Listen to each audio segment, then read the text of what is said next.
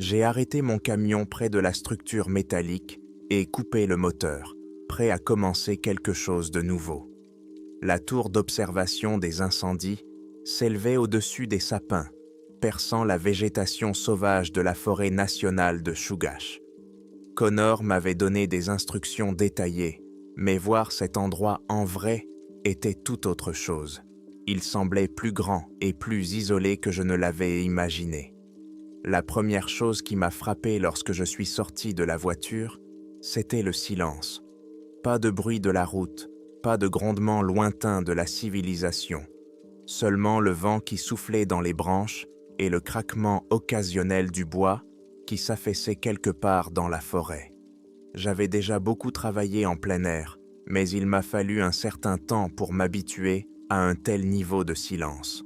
Mes deux sacs d'équipement me semblaient plus lourds qu'à Anchorage, et j'ai dû faire 3 allers-retours entre le camion et la base de la tour pour transporter mes vêtements, mes provisions, mes effets personnels et les manuels techniques que Connor avait insisté pour que j'étudie pendant la première semaine. Les marches métalliques menant à la cabine semblaient assez solides, même si chaque pas produisait un son sourd et métallique qui semblait se propager plus loin qu'il n'aurait dû. La cabine elle-même était exactement comme Connor l'avait décrite lors de notre rencontre. Les parois vitrées sur les 4 côtés, situées à une hauteur de 10 mètres au-dessus du sol, offraient une vue dégagée dans toutes les directions. J'ai ouvert la porte avec la clé qu'il m'avait donnée et je suis entré, immédiatement frappé par le sentiment que cet espace était à la fois ouvert et protégé. Tout le monde pouvait voir à l'intérieur, mais personne ne pouvait m'atteindre, ici, en haut. L'intérieur était compact mais efficace. Le matériel radio occupait un coin. Des instruments météorologiques étaient installés près des fenêtres et de puissantes jumelles étaient démontées sur un support pivotant. Une petite table servait à la fois de bureau et de coin repas, et une étroite couchette était adossée au mur du fond. C'était basique, mais j'avais tout ce dont j'aurais besoin pour les prochains mois.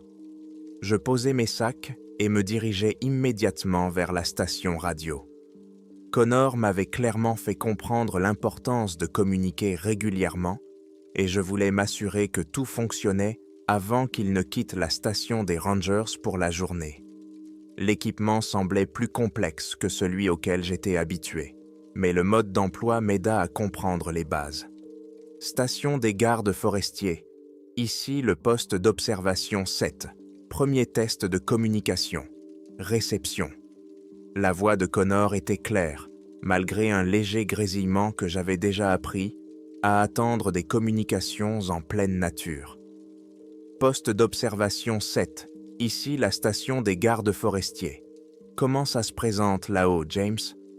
Tout l'équipement semble en bon état. Je déballe et je me familiarise avec les réglages. Bien, n'oublie pas que j'ai besoin des bulletins météo à 0800 et 1600 tous les jours.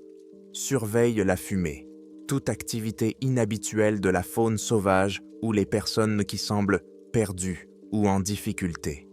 La couverture radio atteint environ 15 miles dans de bonnes conditions, moins si le temps se gâte. Compris. La visibilité est excellente pour l'instant. C'est normal, tu as choisi un excellent jour pour commencer. Tiens-moi au courant si quelque chose se passe. J'ai passé l'heure suivante à déballer et à ranger mes affaires. L'espace de rangement était limité. Il fallait donc tout ranger soigneusement. Les vêtements ont été rangés dans une petite commode. Les réserves de nourriture ont été disposées sur des étagères à côté de la cuisinière au propane. J'ai placé mes effets personnels à un endroit où ils seraient facilement accessibles, mais ne gêneraient même pas mon travail. Le système au propane s'est avéré plus simple que je ne le pensais. Connor l'avait vérifié lors de sa dernière inspection, mais je voulais m'assurer que je pouvais l'utiliser en toute confiance. Le petit brûleur s'est allumé facilement et j'ai mis de l'eau à chauffer tout en continuant à ranger. La préparation de repas simples serait un processus assez simple, même si je devrais faire preuve d'ingéniosité avec des possibilités de cuisson limitées. Les deux jumelles étaient l'élément le plus impressionnant de l'équipement. Puissante, montée sur une base pivotante, elle me permettait d'embrasser tout l'horizon sans effort. Je les ai testés en me concentrant sur les crêtes lointaines, en ajustant le grossissement pour m'habituer à leur capacité. La netteté était saisissante. Je pouvais distinguer des arbres individuels sur les pentes des montagnes, qui à l'œil nu ressemblaient à des masses vertes continues. De cette hauteur, le paysage s'étendait dans toutes les directions, comme des images tirées d'un documentaire sur la nature. Au-delà de la forêt la plus proche s'élevaient des pics enneigés, leurs sommets blancs se détachant nettement sur le fond du ciel bleu. Des bosquets denses de sapins et de pins couvraient les hauteurs inférieures, interrompus de temps à autre par des clairières où des ruisseaux traversaient le terrain, ou où des avalanches avaient tracé des chemins sur les pentes raides. Au cours de la journée, j'ai vérifié à plusieurs reprises l'équipement radio, m'assurant que je comprenais comment régler les fréquences et gérer les systèmes de secours. Connor a souligné l'importance de maintenir la communication, en particulier pendant mes premières semaines, alors que j'étais encore en train d'apprendre les routines. Les instruments météorologiques étaient assez simples. La température, l'humidité, la vitesse et la direction du vent, la pression barométrique. Tout était affiché sur des capteurs analogiques, dont je devais relever les mesures et les transmettre 2 fois par jour. À la fin de la journée, j'ai préparé mon premier dîner dans la tour. Rien de compliqué, juste des pâtes avec de la sauce en conserve, réchauffée sur un brûleur au propane. Mais il y avait quelque chose de satisfaisant dans ce processus simple, surtout avec les vues incroyables qui m'entouraient de tous côtés. Je pouvais voir à des kilomètres à la ronde, observant les ombres se déplacer sur le paysage tandis que les nuages flottaient au-dessus de ma tête. La radio grésillait de temps en temps, laissant entendre des conversations lointaines entre d'autres stations de garde forestiers, mais rien qui m'était adressé. Je commençais à comprendre le rythme des communications dans ce vaste réseau de zones sauvages. Des vérifications de communication à des heures prévues, des bulletins météo, des mises à jour occasionnelles sur les groupes de touristes ou les équipes de recherche qui traversaient la forêt. Un flux d'informations constant mais rare, reliant des avant-postes isolés sur des milliers de kilomètres carrés. Alors que le crépuscule commençait à tomber, j'ai effectué ma première observation officielle à l'aide de jumelles. En partant du nord et en progressant dans le sens des aiguilles d'une montre, j'ai inspecté chaque partie visible de la forêt et des montagnes, à la recherche de tout ce qui semblait anormal. De la fumée, un comportement inhabituel chez les animaux, des signes d'activité humaine, rien n'a attiré mon attention, à part les images habituelles de la vie sauvage. Le soleil a commencé sa descente vers les sommets occidentaux, peignant tout le paysage de nuances changeantes de doré et d'orange. J'ai vu de nombreux couchers de soleil au cours de mon travail dans la nature, mais observer l'un d'entre eux depuis cette position surélevée était différent, plus grandiose, comme si j'observais la rotation de la planète plutôt que la fin d'une journée comme les autres. J'ai contacté Connor pour lui faire mon rapport du soir, confirmant que tous les systèmes fonctionnaient correctement et que je n'avais remarqué aucune activité inhabituelle lors de ma première journée. Il semblait satisfait de mon travail initial et m'a rappelé le calendrier des vérifications matinales des communications avant de se déconnecter. La température commençait déjà à baisser lorsque le soleil disparut derrière les montagnes, mais le chauffage au propane maintenait une température agréable dans la cabine. Je passais un certain temps à parcourir les instructions et à me préparer pour la routine du lendemain, me sentant de plus en plus confiant dans ma capacité à mener à bien cette tâche. L'isolement qui semblait effrayant lorsque Connor m'avait décrit le poste pour la première fois, me paraissait désormais plus apaisant qu'inquiétant. Pas de circulation, pas de foule, pas de distractions urbaines. Juste moi, la radio et l'un des plus beaux paysages que j'ai jamais vus. Je m'installais sur la couchette étroite alors que l'obscurité s'épaississait autour de la tour, sincèrement enthousiaste à l'idée des semaines à venir dans cet endroit isolé mais magnifique. Je nettoyais les lentilles de mes jumelles lorsqu'un mouvement attira mon regard vers les fenêtres nord. Au cours des 6 derniers jours, la routine était devenue une seconde nature. Rapport météo matinal, vérification du matériel, inspection des environs. Rapport de l'après-midi, plus d'observations. Connor semblait satisfait de mes rapports, et je commençais à me sentir vraiment à l'aise dans le rythme de travail. Mais ces nuages sombres qui s'amassaient à l'horizon nord semblaient différents de tout ce que j'avais vu depuis mon arrivée à la tour. Ils s'étendaient sur toute la ligne nord de l'horizon, formant un mur continu de couleur gris-noir qui semblait se déplacer plus rapidement que les formations nuageuses habituelles. Je posai ma lingette nettoyante et tendis la main vers les instruments météorologiques, notant la chute de la pression barométrique depuis ma lecture du matin. La radio s'anima avec un grésillement lorsque je l'allumai. Station des Rangers, ici le poste d'observation 7. Mise à jour, météo. Réception. Je vous écoute, poste d'observation 7. Un important front orageux approche du nord. Un mur de nuages s'étend sur tout l'horizon nord. La pression barométrique chute rapidement. La vitesse du vent augmente. Il semble que quelque chose de grave nous attend. La voix du major Connor trahissait une inquiétude que je n'avais jamais entendue auparavant. Bien reçu, nous suivons le même système par satellite. Les prévisions annoncent qu'on de fortes chutes de neige et des vents violents pour les 72 prochaines heures. As-tu fait des provisions, comme je te l'avais demandé? Confirmé. De la nourriture et de l'eau pour 2 semaines. Beaucoup de propane. Bien.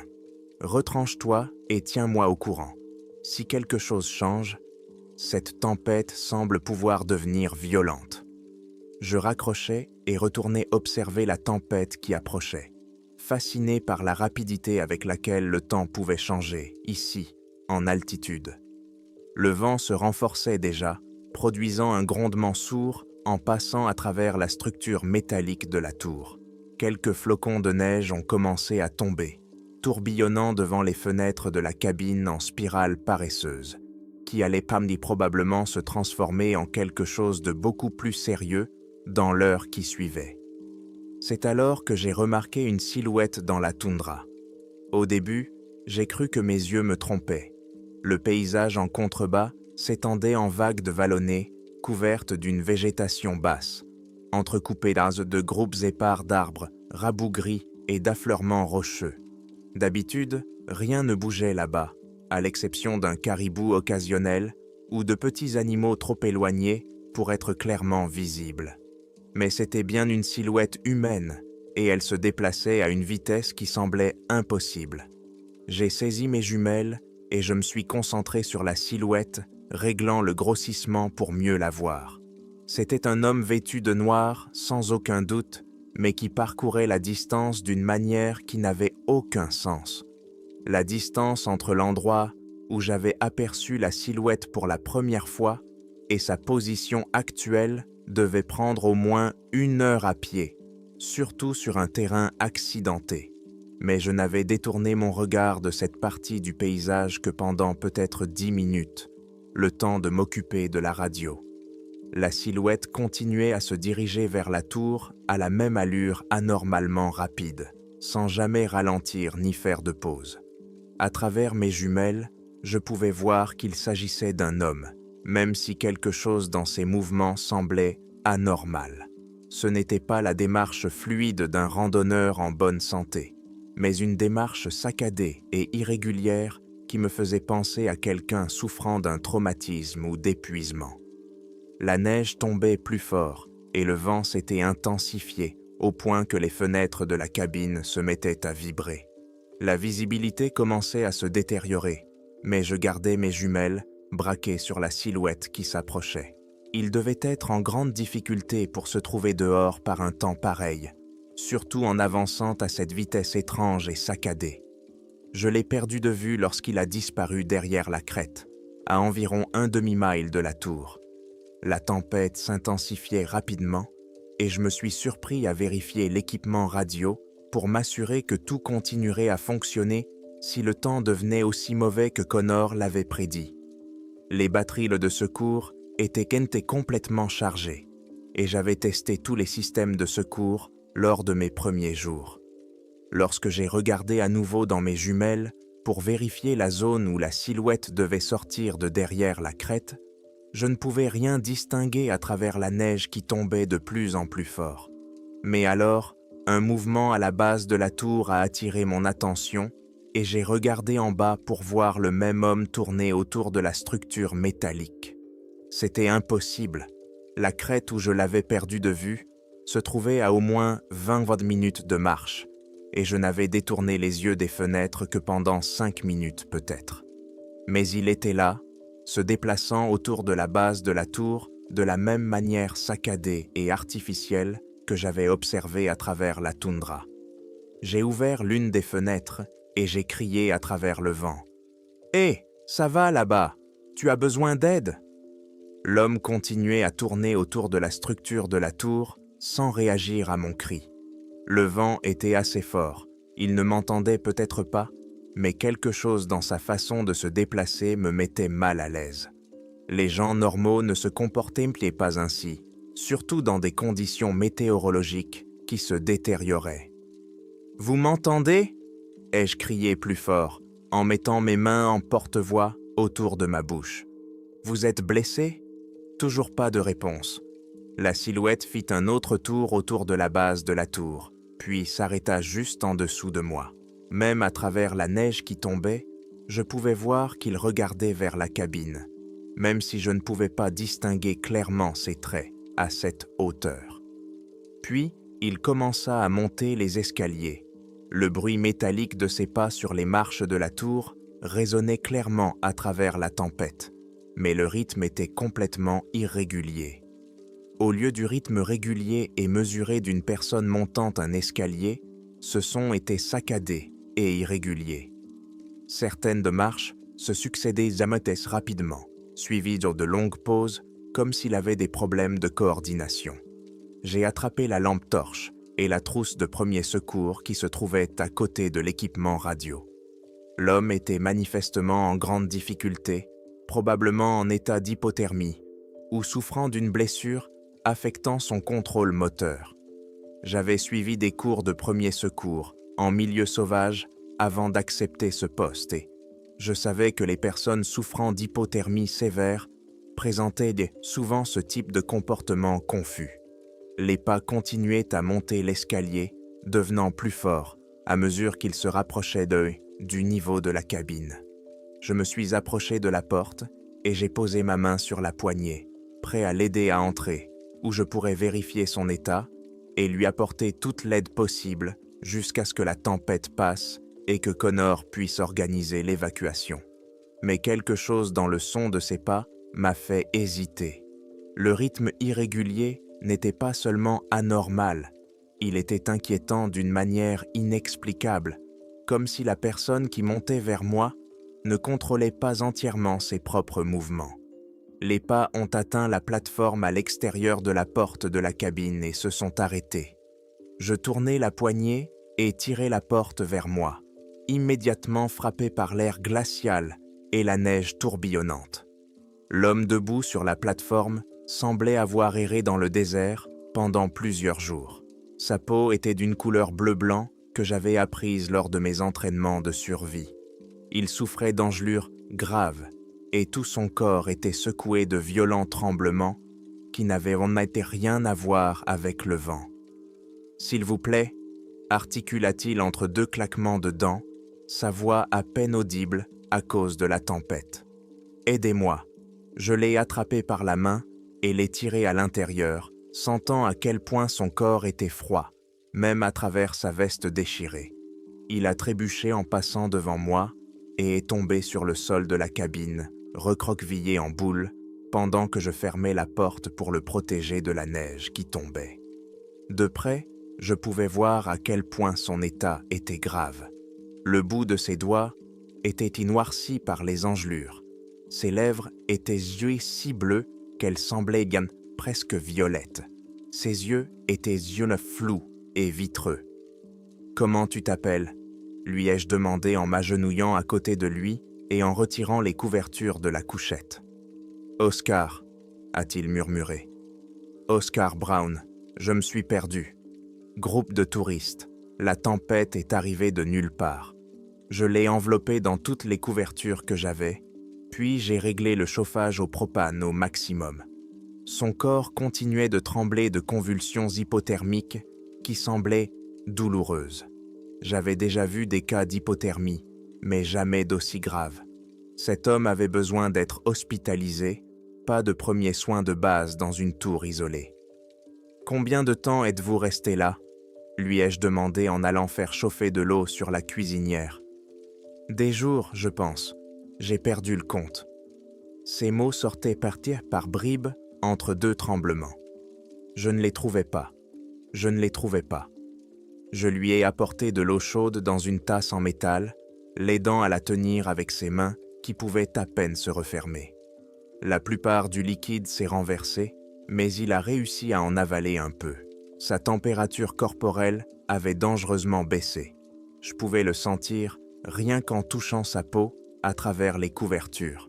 « Oscar, je dois contacter la radio et appeler des secours. Un hélicoptère. Mais cette tempête... » J'ai regardé les fenêtres où la neige frappait le verre en épaisse nappe.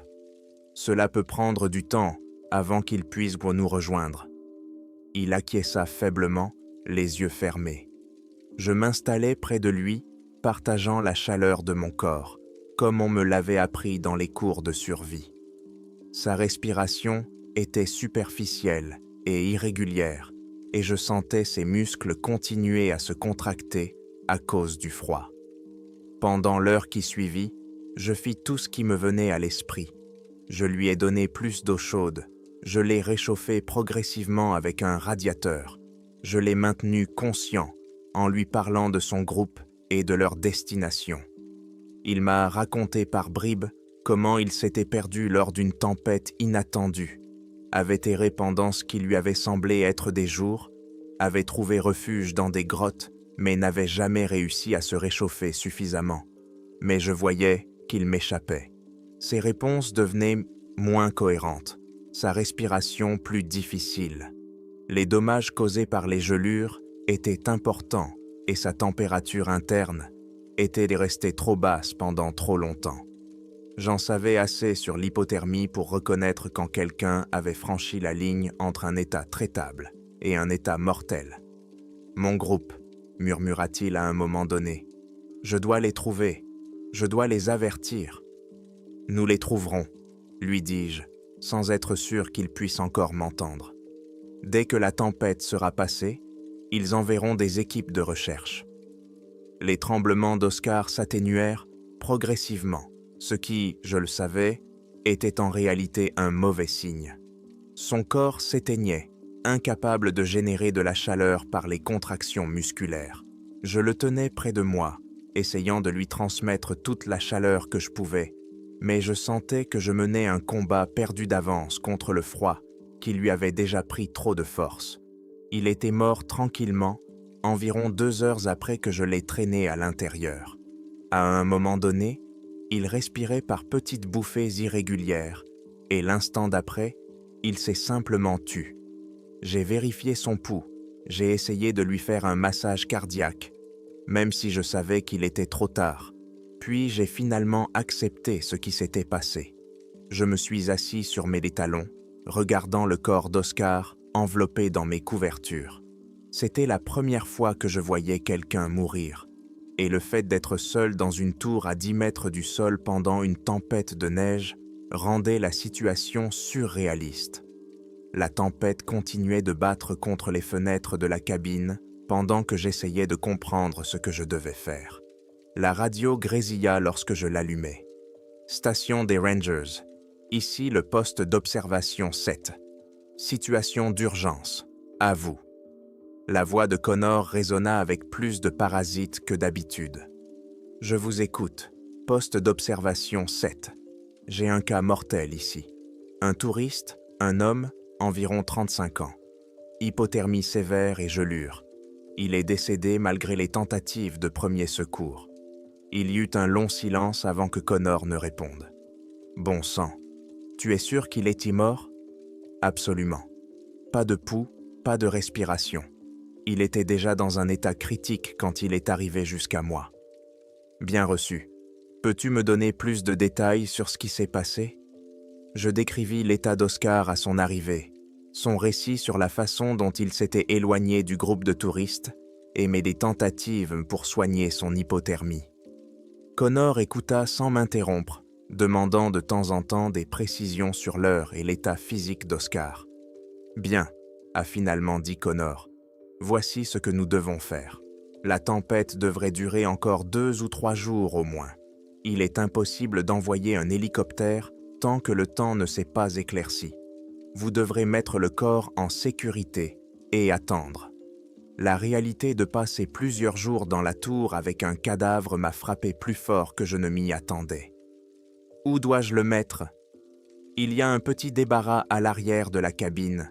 Déplace-le là-bas et couvre-le avec tout ce que tu as. Le froid le conservera jusqu'à ce que nous puissions organiser son transport. Et son groupe?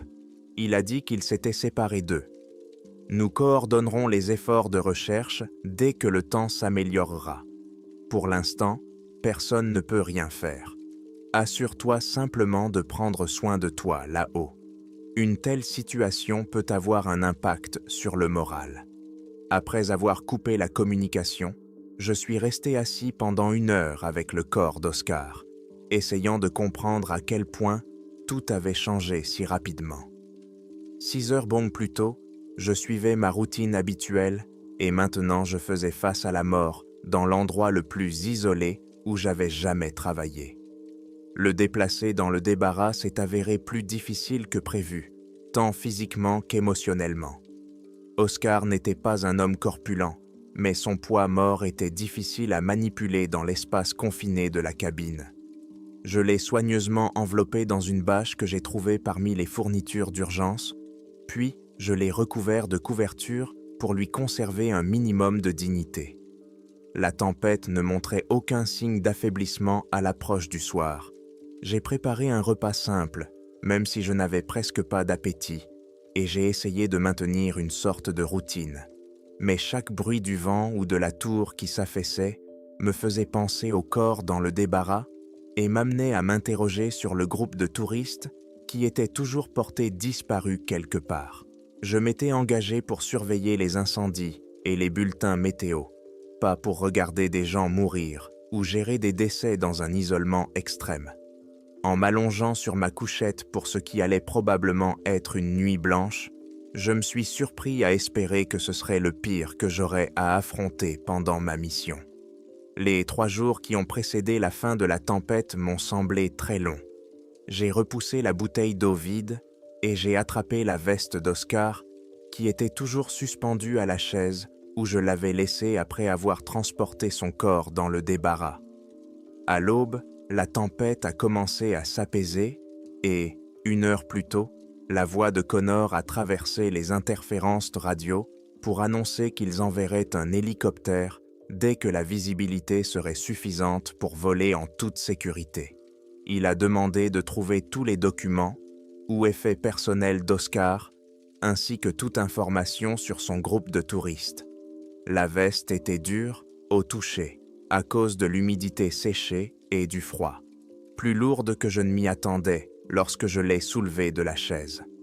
Oscar était vêtu d'un équipement décent, pas haut de gamme, mais des vêtements de qualité pour les activités de plein air, qui devaient de mieux conserver la chaleur que ne le laissait supposer son état. J'ai d'abord vérifié les poches de visibles, trouvant une boussole cassée dans une poche latérale et un petit couteau dans l'autre. La poche poitrine ne contenait rien d'autre que des peluches et quelques emballages de barres de céréales. Lorsque j'ai glissé ma main dans la poche intérieure, mes doigts ont touché quelque chose qui ressemblait à de la peau enveloppée dans du plastique. J'ai sorti un journal imperméable de la taille d'un livre à couverture souple, soigneusement rangé dans une pochette de protection transparente. La couverture en cuir était usée mais intacte, et en l'ouvrant, j'ai vu le nom d'Oscar écrit à l'encre noire sur la première page. Les notes étaient datées d'il y a environ 2 semaines, écrites d'une écriture soignée, décrivant le début de ce qui semblait être une expédition planifiée. 4 personnes, Oscar, Marcus, Beth et un certain Derek, avaient convenu d'explorer certaines des régions les plus reculées de la forêt nationale de Chugach. Oscar écrivait sur leurs préparatifs, l'itinéraire qu'ils avaient prévu et son excitation à l'idée de s'échapper de la civilisation pendant un certain temps. Les premières notes se lisaient comme un journal de bord classique. Conditions météorologiques, description du terrain, rencontres avec des animaux sauvages. Oscar documentait leur progression, jour après jour, notant les emplacements de campement et les points de repère avec la minutie d'un amateur de plein air chevronné. Son écriture était restée inchangée pendant la première semaine, consignant des détails sur les traversées de ruisseaux et les dénivelés, ce qui indiquait que le groupe suivait l'itinéraire prévu sans problème majeur. Puis le temps a changé. 8e jour, nous nous sommes réveillés sous la neige, ce qui n'était pas prévu. Beth dit que nous devrions faire demi-tour, mais Derek veut atteindre le prochain point de passage.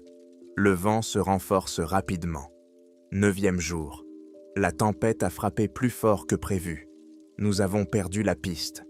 Derek veut toujours continuer vers l'est, mais nous voyons à peine quelque chose. Marcus est d'accord pour dire que nous devons trouver un abri et attendre que la tempête passe. 10e jour, je ne trouve pas les autres. Nous nous sommes séparés pendant la nuit, lorsque le vent a détruit notre abri. J'ai essayé de revenir par le chemin que nous avions emprunté, mais avec la neige, tout semble différent. Pas de réponse à la radio. À ce stade, l'écriture est devenue plus négligée, et les notes d'Oscar sont plus courtes, mais plus fréquentes. Parfois, il écrivait plusieurs fois par jour, consignant ses tentatives pour retrouver le chemin de l'itinéraire prévu ou pour retrouver ses compagnons disparus. Le ton est passé de l'inquiétude à un désespoir croissant à mesure que les jours passaient sans aucun signe des 3 autres randonneurs. Jour 12. Toujours rien. La radio ne fonctionne pas. Je suis ce qui me semble être une piste animale, mais c'est difficile à dire avec certitude à cause de toute cette neige. J'ai trouvé un abri dans les rochers, mais il fait de plus en plus froid. Jour 13. La nuit dernière, la tempête a été terrible. J'ai cru entendre quelqu'un appeler, mais je n'ai trouvé personne quand j'ai vérifié. Mes mains sont engourdies, même avec des gants. Je dois continuer à avancer. Jour 14. J'ai trouvé des grottes, grandes, creusées dans le flanc de la montagne. Enfin, un endroit où je peux me mettre à l'abri du vent et me réchauffer. Je vais me reposer ici et réfléchir à la suite. J'ai tourné la page et j'ai tout de suite remarqué que l'écriture d'Oscar avait complètement changé. Si les notes précédentes étaient soignées, compte tenu des circonstances, celle-ci semblait avoir été écrite par quelqu'un dont les mains tremblaient beaucoup. Les mots étaient plus gros, moins contrôlés, avec des traces évidentes de pression, là où il avait appuyé trop fort avec son stylo. J'ai trouvé quelque chose dans les grottes. Ça ne peut pas être vrai, mais je l'ai vu de mes propres yeux. Je suis allé plus loin, à la recherche d'un endroit où dormir. Et là, il y a cette chambre, au fond de la montagne. Il y a de la glace partout, comme dans une grotte gelée. Et au milieu, il y a un homme. Pas un homme. Quelque chose qui ressemble à un homme, mais en plus grand. Beaucoup plus grand. Peut-être 2,80 m. bâti comme s'il pouvait briser des arbres à main nue, entièrement recouvert de glace, comme s'il avait été congelé pendant des centaines d'années. Mais voici la partie qui n'a aucun sens. Il est enchaîné. De lourdes chaînes de fer autour de ses poignets et de ses chevilles, comme si quelqu'un l'avait enfermé avant que la glace ne se forme. Je reculai lorsqu'il ouvrit les yeux, des yeux recouverts de glace qui me regardaient droit dans les yeux. Puis il parla. Sa voix traversa la glace comme si de rien n'était. Clair, comme s'il se tenait juste à côté de moi. J'ai arrêté de lire et j'ai regardé vers le cellier, où gisait le corps d'Oscar, enveloppé dans une bâche.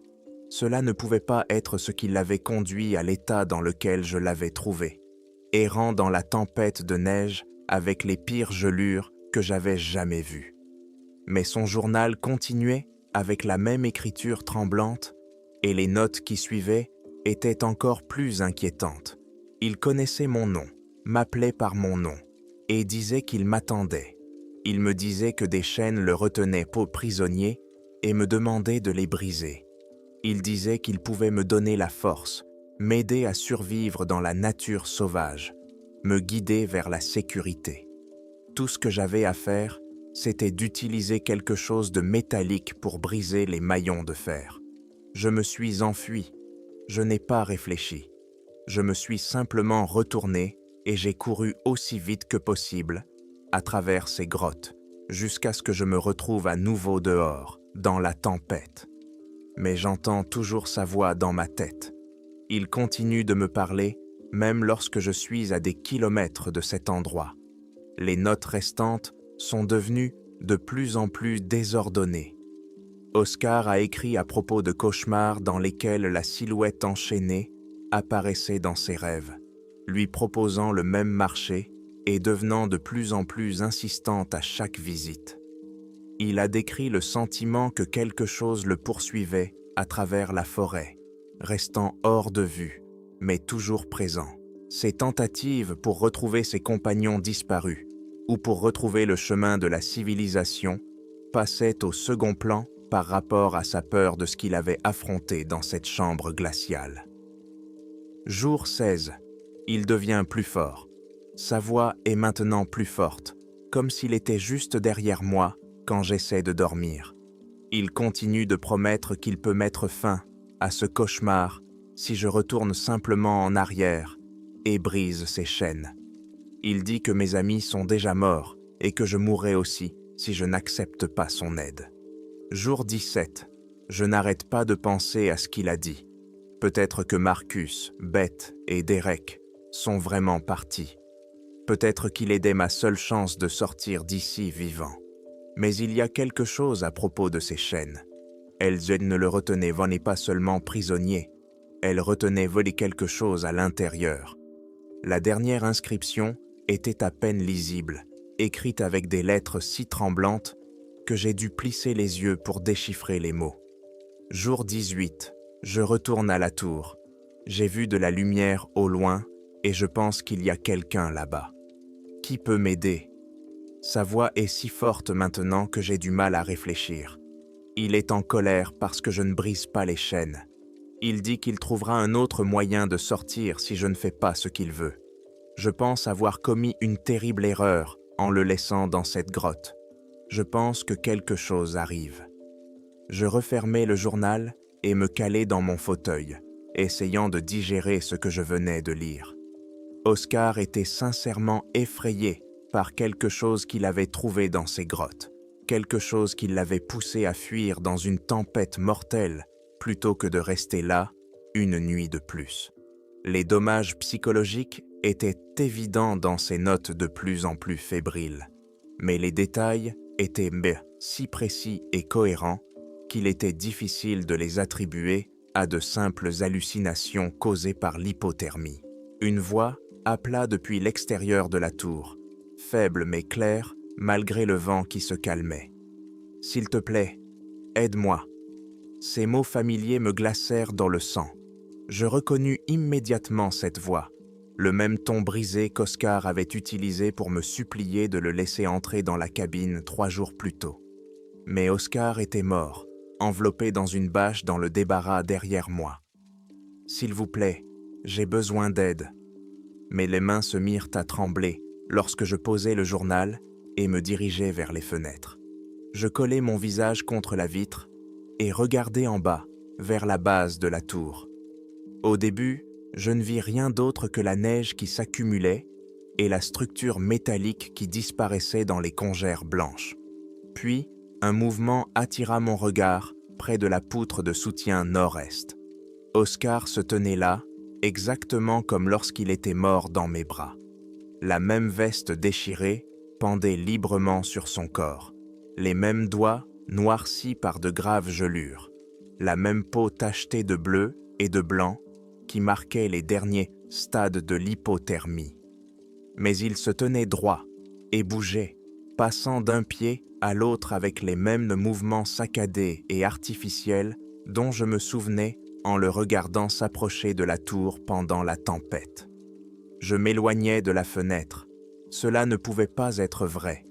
Le corps d'Oscar était enveloppé dans une bâche dans le débarras derrière moi, là où je l'avais laissé, après que Connor m'ait dit de le surveiller jusqu'à l'arrivée de l'hélicoptère.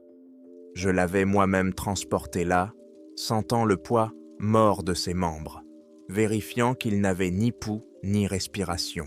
« S'il te plaît. » La voix d'Oscar monta dans le vent, plus distincte à présent. « Aide-moi. » Les mêmes mots, exactement le même ton brisé qu'il avait utilisé en mourant sur le sol de ma cabine. Je regardai à nouveau par la fenêtre et cette fois, je le vis plus clairement. Son visage était tourné vers le haut, regardant directement les fenêtres de la cabine, et sa bouche bougeait à chaque mot. « J'ai besoin d'aide, s'il vous plaît. » Oscar commença à marcher vers le pied de l'escalier avec la même démarche chancelante que j'avais vue lorsqu'il était arrivé à la tour. Chaque pas semblait être un combat pour garder l'équilibre, comme si son corps ne fonctionnait pas correctement pour celui qui le contrôlait. Mais il continuait d'avancer, comme une machine. Le bruit métallique de son pied, frappant la première marche, résonna dans la structure de la tour. Puis la deuxième marche. Le rythme était irrégulier, comme auparavant. Des pauses étranges entre les pas, certains rapides, suivis de longs intervalles. Mais maintenant, je comprenais ce que j'entendais. Ce n'était pas quelqu'un qui luttait contre le froid. C'était quelque chose de mort qui essayait de se rappeler comment faire monter un corps humain dans les escaliers. Je me suis collé contre la paroi arrière de la cabine, aussi loin que possible des fenêtres. Les dernières entrées du journal ont défilé dans ma tête. La description par Oscar de la silhouette enchaînée dans la grotte, la voix qui lui parlait à travers la glace, les promesses de puissance et de survie. Quelque chose le suivait depuis cet endroit, quelque chose qui voulait sortir de sa prison de glace suffisamment fort pour utiliser le corps d'un mort afin de se déplacer. Les pas continuaient à monter, chaque cliquetis métallique rapprochant le cadavre d'Oscar du niveau de la cabine.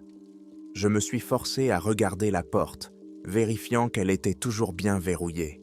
Le bois massif et le métal étaient faits fort pour résister aux intempéries, mais je ne m'étais jamais demandé s'il pourrait retenir quelque chose qui était déjà mort.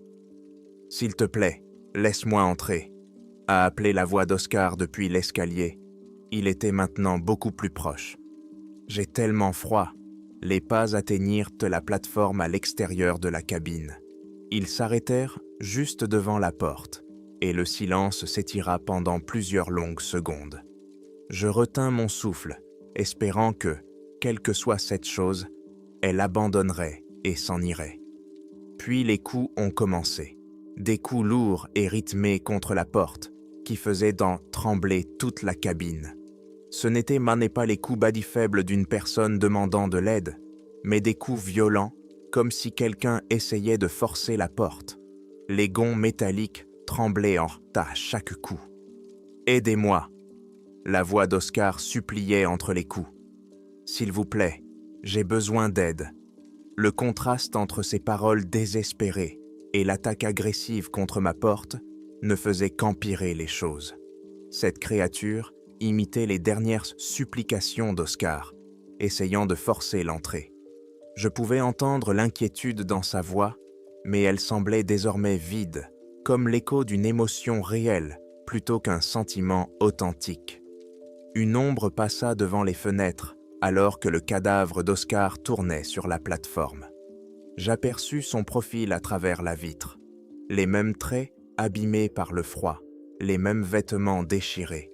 Mais ses mouvements étaient devenus plus fluides, moins semblables à ceux d'une personne aux prises avec un traumatisme, et ressemblant davantage à ceux d'un prédateur vérifiant les limites du refuge de sa proie. Son visage apparut à la fenêtre est, collé contre la vitre, le nez noirci, écrasé contre la surface.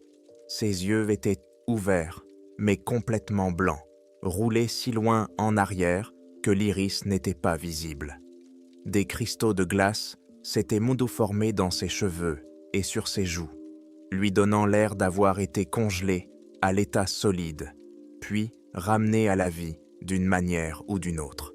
« Je sais que tu es là, » dit-il, son souffle embuant la vitre, même s'il était mort depuis 3 jours.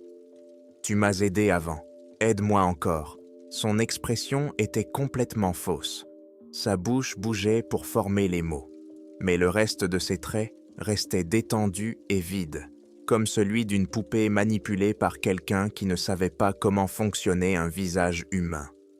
La supplication désespérée dans sa voix ne correspondait pas au regard vide de ses yeux blancs. Je reculai et renversai la chaise sur laquelle je lisais son journal.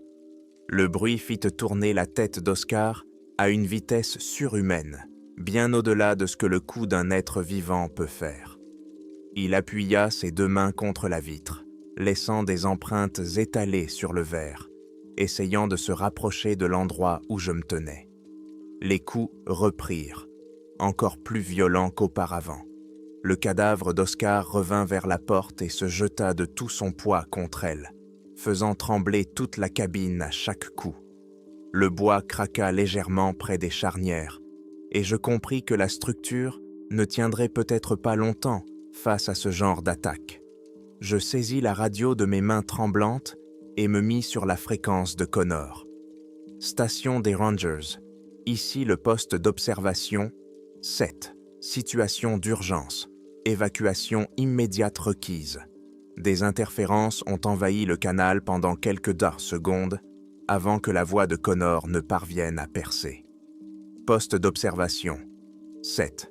Quel était votre statut? L'hélicoptère est en route. Il devrait être là dans 1 heure. Connor, tu dois me sortir de là immédiatement. Quelque chose ne va pas. Il se passe quelque chose d'impossible.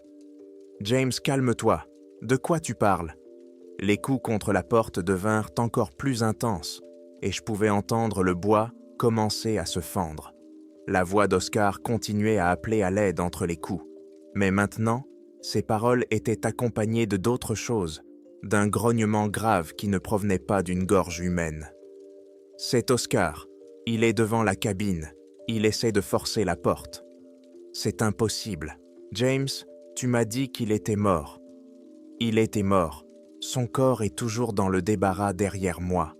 Mais il est aussi dehors, en train de frapper à ma porte. » Il y eut un long silence avant que Connor ne réponde, sa voix prenant le ton prudent que les gens utilisaient lorsqu'ils pensaient que quelqu'un était sur le point de faire une crise de nerfs.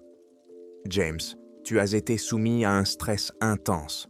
L'isolement peut jouer des tours à ton esprit, surtout après ce que tu as vécu. » Le cadre de la porte craqua comme si des os se brisaient et je vis les charnières métalliques commencer à se détacher du bois. Le cadavre d'Oscar devenait plus fort, ou plutôt, ce qui le contrôlait apprenait à utiliser ses muscles et ses os morts plus efficacement. « Connor, je suis en train de lire son journal. Il a trouvé quelque chose dans la grotte, quelque chose emprisonné dans la glace, qui lui a parlé. Cette chose l'a suivi jusqu'ici. James, écoute-moi attentivement. Tu dois rester calme jusqu'à l'arrivée de l'hélicoptère. Tu as des hallucinations causées par le stress et le traumatisme. Il n'y a rien à l'extérieur de ta cabine. » Le grondement s'intensifia, se mêlant aux supplications incessantes d'Oscar qui appelait à l'aide. Je voyais son ombre aller et venir derrière les vitres, tandis qu'il alternait entre tenter de défoncer la porte et vérifier si le verre présentait des points faibles. « Envoyez cet hélicoptère ici immédiatement !» ai-je crié dans la radio. « Quel que soit le temps que vous leur avez accordé, réduisez-le de moitié.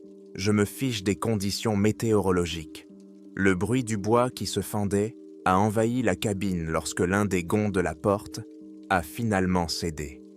La lourde porte en bois s'inclina vers l'intérieur, maintenue en place uniquement par les gonds restants et la serrure métallique. Les doigts d'eau noircis d'Oscar apparurent dans la fente, grattant l'ouverture tandis qu'il essayait de l'élargir suffisamment pour se faufiler à travers. Son visage remplit l'espace étroit, ses yeux blancs me fixant avec une intensité qui me donna la chair de poule. « Aide-moi » murmura-t-il, et cette fois, sa voix avait une nuance ancienne et affamée qui n'avait rien à voir avec l'homme qui était mort dans mes bras 3 jours auparavant. La radio m'échappa des mains et tomba bruyamment sur le sol, tandis que les doigts d'homme mort d'Oscar griffaient sur la fente de la porte cassée. Je reculai, heurtant la table et faisant glisser le journal d'Oscar sur la surface. Ses doigts, noircis, grattèrent le bois alors qu'il essayait d'élargir l'ouverture, et je pouvais l'entendre respirer à travers la fente, même si je savais que ses poumons avaient cessé de fonctionner il y a 3 jours. J'ai attrapé la mallette contenant le matériel qui se trouvait à côté de la table de la station radio et je l'ai appuyée contre la porte endommagée. La mallette a repoussé la barrière inclinée, mais la main d'Oscar était déjà à moitié enfoncée dans la fente. Son coude s'est plié à un angle anormal alors qu'il enfonçait davantage son membre à l'intérieur, ignorant complètement ce qui devait être une douleur atroce. « Aide-moi » a-t-il murmuré à nouveau, sa voix dérivant à travers l'espace étroit avec la même connotation affamée. « S'il te plaît, j'ai tellement froid. La valise ne tiendrait pas longtemps. » Je voyais les charnières restantes commencer à se tordre sous la pression alors qu'Oscar appuyait de tout son poids contre la porte depuis l'extérieur. Chaque coup faisait trembler toute la cabine et de la poussière tombait des poutres du plafond. Je traînais le petit meuble à travers le sol et le coinçais contre la mallette contenant le matériel, créant ainsi une barricade improvisée qui semblait bien fragile. Oscar recommença à frapper avec une nouvelle violence. Les coups se succédaient maintenant à un rythme rapide, comme s'il utilisait ses 2 poings pour marteler le bois. Je l'entendais se déplacer sur la plateforme, vérifiant les fenêtres et cherchant un autre moyen d'entrer. Son ombre allait et venait sur la vitre, s'arrêtant de temps en temps pour se coller contre la surface et scruter l'intérieur de la cabine avec ses horribles yeux blancs. « Je sais que tu m'entends » cria-t-il, sa voix prenant le même ton suppliant malgré la nature agressive de ses actions. « Tu m'as aidé auparavant, tu m'as laissé entrer alors que j'étais mourant. L'ironie de la situation me noua l'estomac. Je l'avais aidé, j'avais fait tout mon possible pour lui sauver la vie. Et maintenant, celui qui portait son cadavre utilisait cette compassion contre moi. » La créature qui parlait par la bouche d'Oscar savait exactement quels mots me feraient culpabiliser de refuser d'ouvrir la porte. Les minutes s'écoulaient là, lentement. Le tas de meubles tenait bon, mais je voyais le cadre de la porte commencer à se fendre autour des charnières. Des éclats tombaient sur le sol à chaque coup, et la fente s'élargissait à mesure que la barrière cédait sous les assauts incessants. La main d'Oscar avait maintenant atteint l'épaule et sa main tâtonnait à l'intérieur de la cabine, cherchant quelque chose à quoi s'agripper pour se hisser. Je me suis recroquevillé dans le coin le plus éloigné, serrant le tube radio, même si Connor avait cessé de répondre à mes appels. L'hélicoptère devait arriver dans l'heure, mais cela semblait une éternité face à quelque chose qui ne se fatiguait pas et ne ressentait pas la douleur. Le cadavre d'Oscar pouvait continuer ainsi indéfiniment. épuisant la porte jusqu'à ce que l'amas de meubles s'effondre définitivement. Le bruit de ses pas se déplaçait à nouveau sur la plateforme, tournant autour de la cabine à la recherche de points faibles. Sa voix continuait à appeler à l'aide, sans jamais s'arrêter, créant un fond sonore constant de faux désespoir qui ne faisait qu'empirer la situation. Toutes les quelques minutes, il revenait à la porte et recommençait à frapper, chaque session étant plus violente que la précédente. Puis j'ai entendu le bruit lointain des pales du rotor fendant l'air. Le bruit devenait de plus en plus fort, approchant du sud, où Anchorage se trouvait derrière les montagnes. Je me suis approché de la fenêtre et j'ai regardé à travers la neige qui tombait, apercevant la silhouette sombre d'un hélicoptère sortant des nuages gris. L'appareil volait à basse altitude, suivant le relief du terrain, se dirigeant vers l'emplacement de la tour. L'attaque d'Oscar contre la porte s'est soudainement arrêtée. Le silence soudain était presque aussi inquiétant que les coups incessants. Je l'ai entendu se déplacer sur la plateforme. Ses pas ont changé de direction lorsqu'il a remarqué l'appareil qui approchait par la fenêtre. Je regardais son cadavre s'éloigner en trébuchant de l'entrée de la cabine, levant les yeux vers le ciel dans des mouvements saccadés et instables. L'hélicoptère a fait le tour de la tour une fois avant de trouver la clairière que Connor avait décrite à la radio. La neige tourbillonnait en violents tourbillons lorsque l'appareil a descendu, le flux d'air du rotor pliant les arbres voisins et créant un tourbillon de poudre blanche qui rendait presque impossible toute visibilité. Le pilote posa l'appareil à environ 50 mètres de la base de la tour, exactement là où Connor avait dit qu'ils atterriraient. Je savais que c'était ma seule chance. Je repoussai la commode qui bloquait la porte et jetai le coffret contenant mon équipement. La barrière endommagée pendait vers l'intérieur sur ses gonds cassés, mais s'ouvrait suffisamment pour que je puisse me faufiler. Le corps d'Oscar se trouvait à l'extrémité est de la plateforme, apparemment désorienté par le bruit de l'hélicoptère et le vent. Il me tournait le dos, fixant l'appareil de ses yeux blancs et morts. Je me suis précipité hors de la cabine et me suis dirigé vers l'escalier, sautant 3 marches pieds à la fois dans mon désespoir d'atteindre le sol. Les marches métalliques résonnaient mous sous mes chaussures, mais les rotors de l'hélicoptère couvraient tôt la plupart des autres bruits. Derrière moi, j'entendais les pas d'Oscar qui, ayant compris ce qui se passait, se lançait à ma poursuite dans la tour. Le rythme irrégulier de ses mouvements me suivait dans les escaliers, réduisant parfois la distance lorsqu'il parvenait à faire plusieurs pas rapides d'affilée, puis prenant du retard pendant les pauses plus longues, lorsque son corps semblait perdre sa coordination. Je ne me suis pas retourné, me concentrant entièrement sur le fait d'atteindre le pied de la tour et de courir à travers le terrain découvert jusqu'à l'hélicoptère. Mais des chaussures frappaient dans le sol recouvert de neige, et je courais plus vite que jamais dans ma vie. La clairière semblait bien plus grande que 50 mètres lorsque je la traversais à pied, surtout avec quelque chose de mort qui me poursuivait. Les rotors de l'hélicoptère continuaient-on de tourner à pleine vitesse, et je voyais le pilote me faire signe de me dépêcher, remarquant mon approche. Le cadavre d'Oscar avait atteint le pied de la tour. Je pouvais maintenant entendre ses pas crisser dans la neige, avançant à la même vitesse anormalement rapide que celle que j'avais vue lorsqu'il s'était approché pour la première fois pendant la tempête. Mais la distance était surmontable et j'avais suffisamment d'avance pour atteindre l'hélicoptère avant qu'il ne puisse me rattraper. Je me suis précipité dans la porte ouverte de l'hélicoptère, atterrissant brutalement sur le sol métallique et criant au pilote de décoller immédiatement. L'homme n'avait pas besoin d'explications détaillées. Un seul regard sur mon visage lui suffit pour comprendre qu'il s'agissait d'une véritable situation d'urgence. Il augmenta la vitesse des hélices et l'appareil quitta la clairière à une vitesse qui me retourna l'estomac. Lorsque nous avons dépassé la cime des arbres, j'ai collé mon visage contre la vitre et j'ai regardé en arrière vers la tour.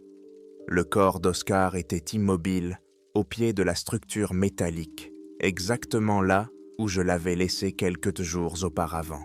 C'est là que je l'avais aperçu pour la première fois à travers la tempête.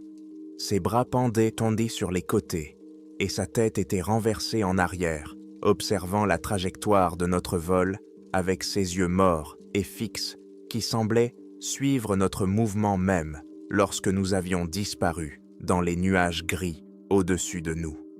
Le bruit du moteur de l'hélicoptère remplissait ma tête, alors que nous volions vers le sud en direction d'Anchorage, couvrant toute tentative de conversation avec le pilote. Je me suis adossé au siège métallique et j'ai essayé de comprendre ce qui venait de se passer, mais mon esprit revenait sans cesse à l'image du cadavre d'Oscar, immobile au pied de la tour, nous regardant disparaître dans les nuages. Le pilote me jetait de temps en temps un coup d'œil à travers son casque, se demandant probablement pourquoi Connor avait exigé une évacuation aussi urgente. Je captais son regard dans les rétroviseurs, alors qu'il scrutait mon visage, absorbant l'expression qui s'y trouvait. Il finirait par poser des questions, mais pour l'instant, le bruit du rotor me protégeait de la nécessité d'expliquer l'inexplicable. Les montagnes défilaient dessous nos pieds, une étendue infinie de pics blancs et de forêts sombres, qui, vues d'ici, semblaient paisibles. Quelque part en bas, le journal d'Oscar était éparpillé sur le sol de ma cabine, et son cadavre errait dans la nature avec quelque chose de très ancien et de très affamé qui portait son visage. La distance qui se creusait entre moi et cette tour aurait dû m'apporter un soulagement, mais au contraire, elle rendait tout cela de plus en plus irréel, comme si j'avais peut-être vraiment tout inventé.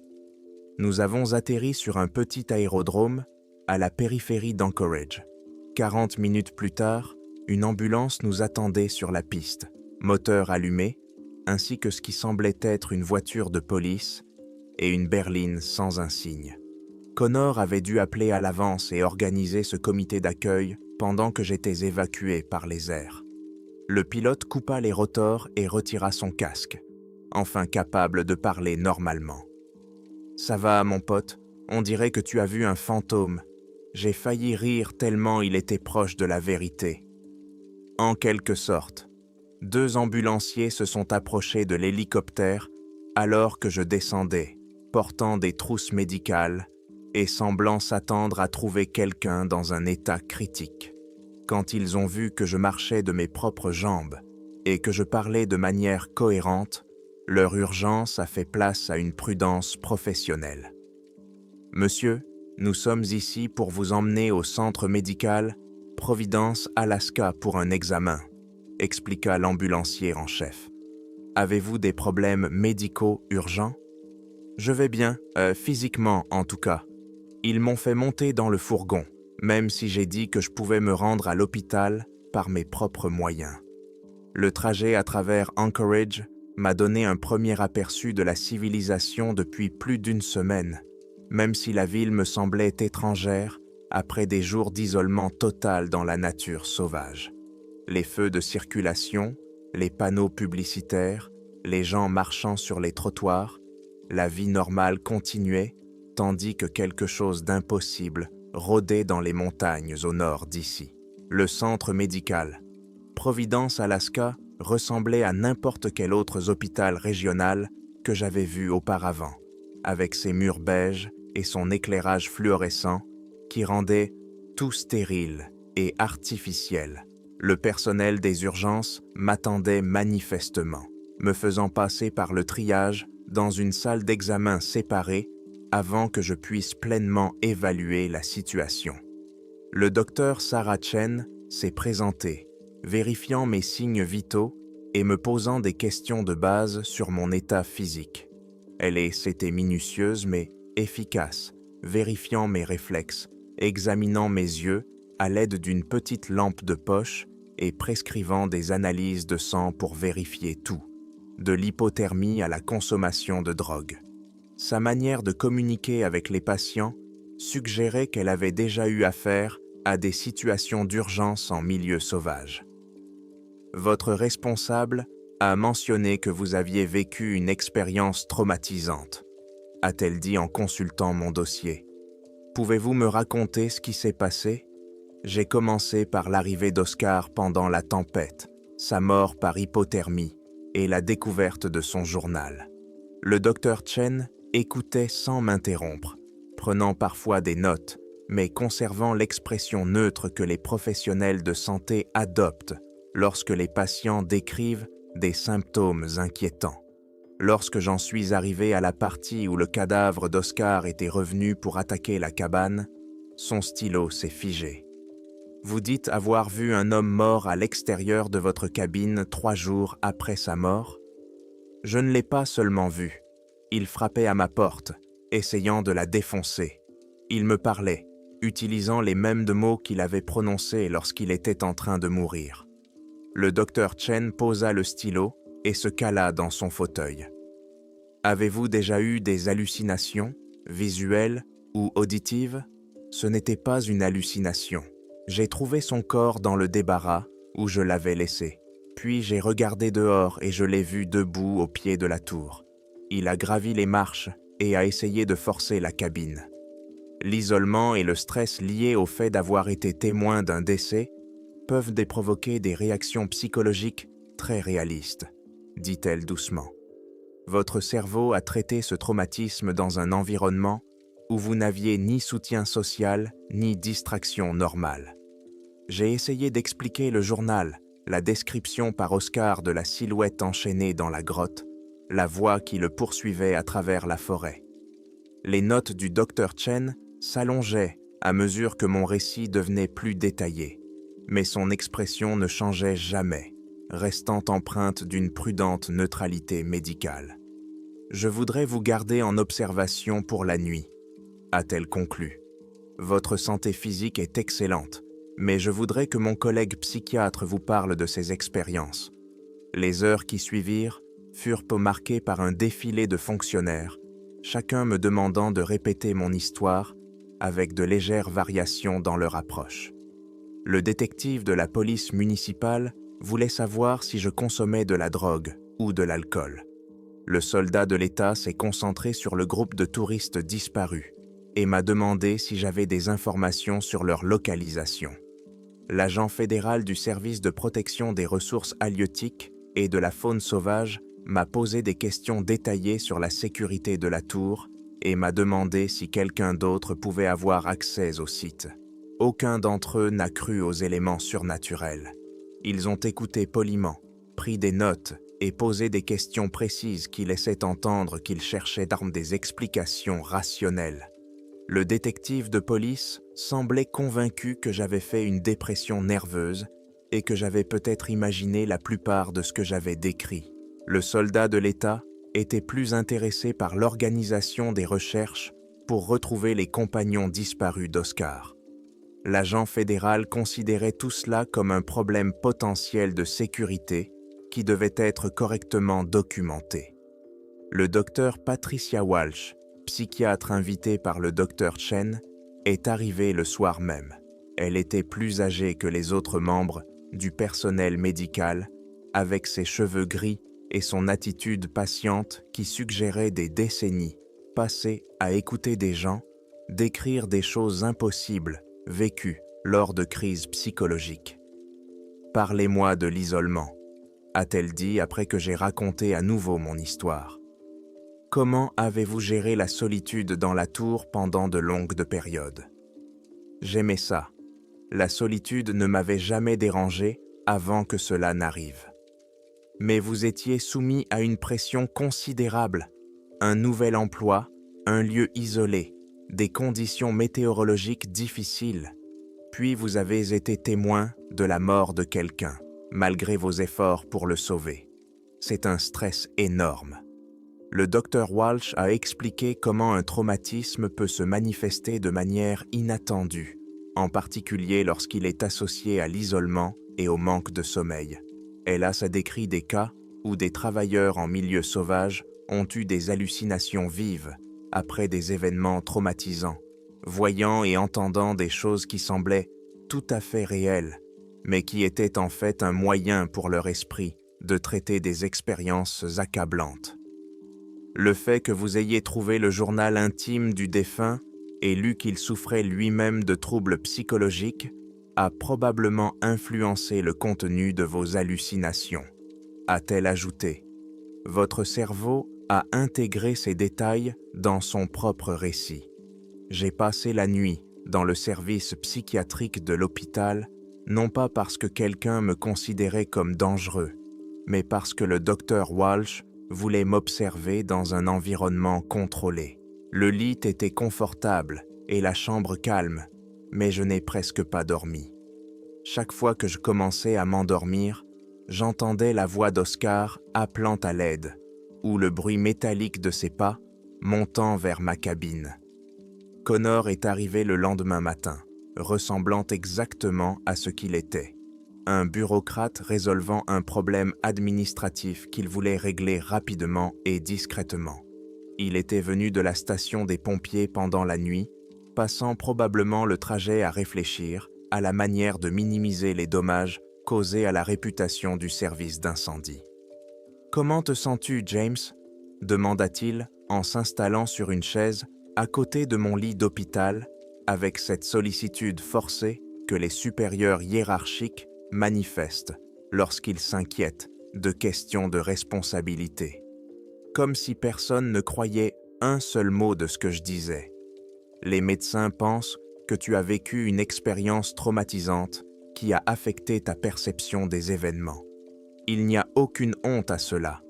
L'isolement peut jouer des tours à l'esprit de n'importe qui. Connor sortit un dossier contenant ce qui semblait être des rapports d'incidents et des formulaires administratifs. Son approche était professionnelle, malgré le cadre hospitalier, et il traitait cette conversation comme n'importe quelle autre réunion de travail. Nous avons envoyé des équipes inspecter la tour après votre évacuation, poursuivit-il. Le corps d'Oscar Brown n'était pas dans le cellier, comme vous l'avez dit. Il a probablement été emporté par des ours ou des loups pendant la tempête. Cela arrive plus souvent qu'on ne le pense lorsque des corps sont laissés sans protection dans la nature.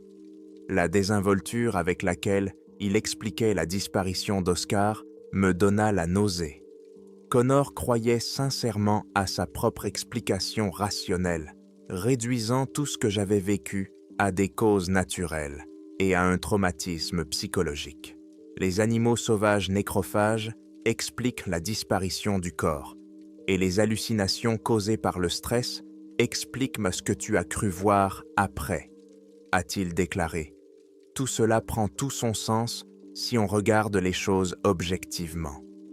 Je l'ai regardé pendant quelques secondes, me demandant comment quelqu'un pouvait être aussi sûr de son explication de quelque chose qu'il n'avait pas vu. Connor n'était pas seul dans cette tour avec le cadavre qui frappait à sa porte. Il n'avait jamais lu le journal d'Oscar et n'avait jamais entendu le désespoir dans la voix de quelqu'un qui était mort depuis 3 jours. Il y a quelque chose de maléfique dans ces montagnes, Connor. Quelque chose qui hantait Oscar avant sa mort.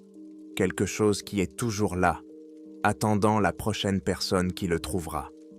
L'expression de Connor prit le même air patient que tous les autres m'avaient affiché depuis mon arrivée à l'hôpital.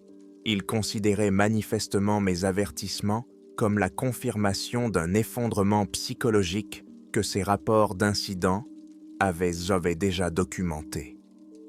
Je vais vous accorder 1 mois de congé payé pour vous remettre de cette expérience, dit-il en faisant glisser les papiers sur la table de chevet. Après cela, nous pourrons discuter de votre transfert vers une autre tour, un endroit où les contacts sont plus réguliers et où il y a du personnel de soutien. Tu es un bon employé, James, et nous ne voulons pas te perdre à cause d'une seule mission difficile. Je repoussai les papiers sur la table de chevet sans les lire. Je ne retournerai dans aucune tour, Connor. Je démissionne. Ces mots ont jailli avec plus de détermination que je ne l'avais prévu, mais ils me semblaient justes au moment où je les ai prononcés.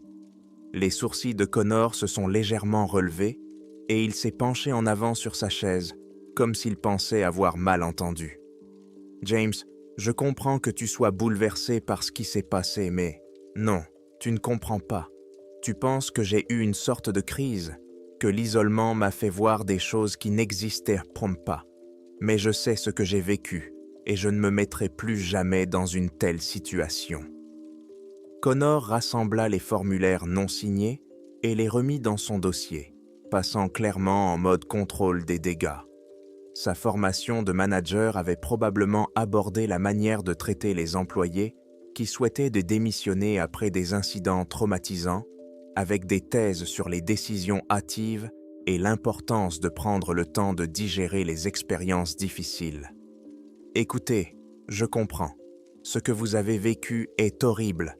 Voir quelqu'un mourir, être coincé seul dans une tempête, trouver ce journal avec tous ces détails inquiétants.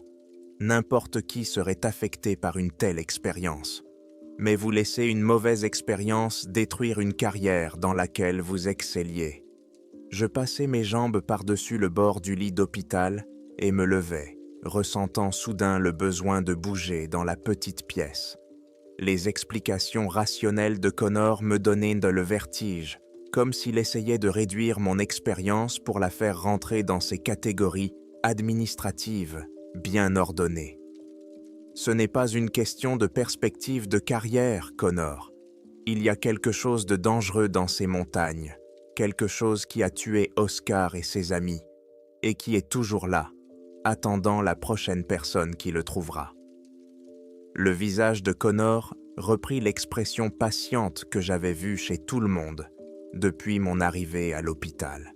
Il avait probablement consacré toute une section de son rapport sur l'incident à documenter mes déclarations paranoïaques et mes peurs irrationnelles face à des menaces surnaturelles. L'équipe de recherche n'a trouvé aucune trace des compagnons d'Oscar, dit-il prudemment. Ce sont des alpinistes expérimentés qui savent comment survivre dans des conditions difficiles. Ils ont probablement réussi à s'en sortir pendant la tempête et n'ont tout simplement pas encore donné de nouvelles. Ce genre de choses arrive plus souvent que vous ne le pensez. Ce déni désinvolte me serra le cœur de déception. Connor croyait sincèrement à ses propres explications, ramenant tout à des causes de naturel et à des probabilités statistiques. Il n'avait jamais lu les notes du journal d'Oscar décrivant la voix qui le poursuivait à travers la forêt, n'avait jamais entendu le mort appeler à l'aide à l'extérieur de sa cabine. Vous devez envoyer des équipes à la recherche du réseau de grottes dont Oscar a parlé, celui avec la silhouette enchaînée. Marquez-le comme zone dangereuse. Tenez les gens à l'écart. Connor prit note dans son bloc-notes, mais je voyais bien qu'il me faisait plaisir plutôt que de prendre ma suggestion au sérieux. Son stylo glissait sur le papier avec l'efficacité mécanique d'un homme documentant les propos délirants d'un patient pour son dossier médical. Je veillerai à ce que les personnes concernées soient informées des dangers potentiels des grottes dans cette région, a-t-il déclaré. La sécurité est toujours notre priorité absolue. Je savais que cette note serait enterrée dans un classeur, oubliée dès que Connor aurait terminé son travail administratif. Les personnes concernées la consulteraient, verraient qu'elle provenait d'une personne qui avait apparemment fait une dépression nerveuse et la classerait avec tous les autres rapports qui semblaient trop étranges pour être pris au sérieux. Après le départ de Connor, j'ai passé le reste de la matinée à passer des coups de fil et à prendre des dispositions. Le docteur Walsh voulait me garder en observation, mais j'ai signé les papiers de sortie contre l'avis médical. L'évaluation psychiatrique me poursuivra toute ma vie, mais un séjour plus long ne changera l'opinion de personne sur ce que j'ai vécu. J'ai appelé le quartier général de la police d'État et demandé à parler au détective qui m'avait interrogé la veille. Il m'a écouté poliment pendant que je répétais mes avertissements sur le réseau de grottes et le danger qu'il représentait. Mais ses réponses avaient le même ton dédaigneux que celle de Connor. Il m'a dit qu'il examinerait la question et prendrait les mesures appropriées, des phrases qui ne signifiaient absolument rien. L'agent fédéral chargé de la faune sauvage s'est montré encore moins réceptif lorsque j'ai appelé son bureau pour essayer de lui expliquer la découverte très ancienne faite par Oscar. Son assistant a pris le message et m'a promis que quelqu'un me contacterait. Personne ne m'a jamais appelé. À l'heure du déjeuner, j'avais contacté toutes les agences officielles auxquelles je pouvais penser. Le service des parcs, le service forestier, la coordination des opérations de recherche et de sauvetage, même le département du shérif local. Chaque conversation suivait le même schéma. Une écoute polie, des notes minutieuses et des promesses d'enquête dont tous les participants savaient y aller qu'elles étaient vaines. La billetterie de l'aéroport international Ted Stevens d'Anchorage était remplie de voyageurs se dirigeant vers le sud pour échapper à l'hiver précoce de l'Alaska. J'ai acheté un aller simple pour Seattle, non pas parce que j'avais des projets précis là-bas, mais parce que c'était le moyen le plus rapide de mettre de la distance entre moi et ces montagnes. En attendant mon vol, je me suis assis dans le terminal et j'ai essayé d'appeler mes parents dans l'Oregon.